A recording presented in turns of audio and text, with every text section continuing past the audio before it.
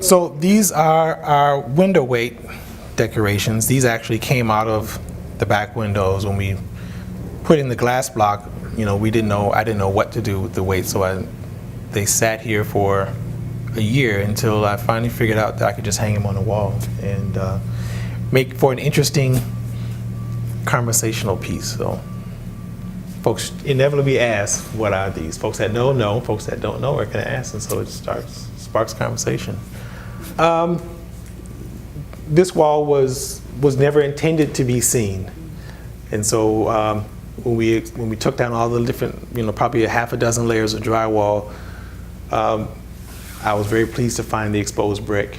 And my father is a bricklayer, so I had just gotten some of his tools from his days as a bricklayer. My father's 93 years old now, so his tools had been my brother's. So I was able to use some of his tools to bring this wall back to life and do the tuck pointing. And some of these timbers here were in the walls, and so this is old growth lumber, and so it made the mantelpiece, and this was here.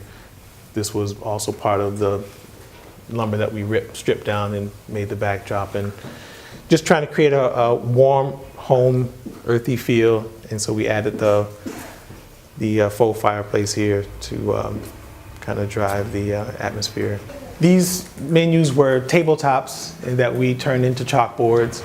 And so the reason for these is just to announce whatever special events that we are having, as well as the menu.